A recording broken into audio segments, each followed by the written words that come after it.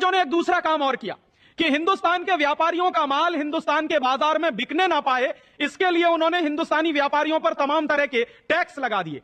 हिंदुस्तान में अंग्रेजों की सरकार ने टैक्स लगाया, जो सबसे पहला वो था एक्साइज का tax, excise duty. Excise duty क्यों लगाई उन्होंने कहा कि हिंदुस्तान के व्यापारी जो माल बनाते हैं उस माल के उत्पादन पे कर लगाओ। फिर उसके बाद अंग्रेजों ने एक दूसरा फैसला किया कि हिंदुस्तानी व्यापारी जो माल पैदा करते हैं उस पे कर देंगे, और फिर उस माल की जब बिक्री होगी बाजार में तो उस पर भी कर लगा दो। तो उन्होंने माल की बिक्री पे सेल्स टैक्स लगा दिया। और उसके बाद एक तीसरा कर लगा दिया अंग्रेजों की सरकार ने कि जो माल बाजार में बिकेगा और उससे जो मुनाफा कमाएंगे हिंदुस्तानी व्यापारी, उस पर इनकम टैक्स लगा दो।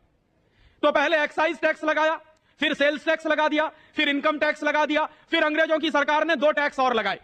एक टैक्स उन्होंने लगाया टोल टैक्स।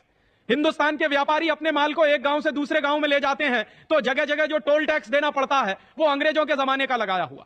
और टोल टैक्स के बाद उन्होंने एक टैक्स और लगा दिया, ऑक्ट्रॉय का टैक्स। ये 5-5 टैक्स उन्होंने हिंदुस्तानी व्यापारियों पर लगा दिए। क्यों लगाए अंग्रेजों की सरकार ने? अंग्रेजों की सरकार ने ये टैक्स इसलिए लगाए कि हिंदुस्तानी व्यापारियों पर अगर ज्यादा से ज्यादा कर लगा दिया जाएगा तो हिंदुस्तानी व्यापारी बर्बाद हो जाएंगे, और अंग्रेजों का माल हिंदुस्तान में टैक्स फ्री कर दिया जाएगा तो अंग्रेजों का माल गांव गांव में बिकना शुरू हो जाएगा।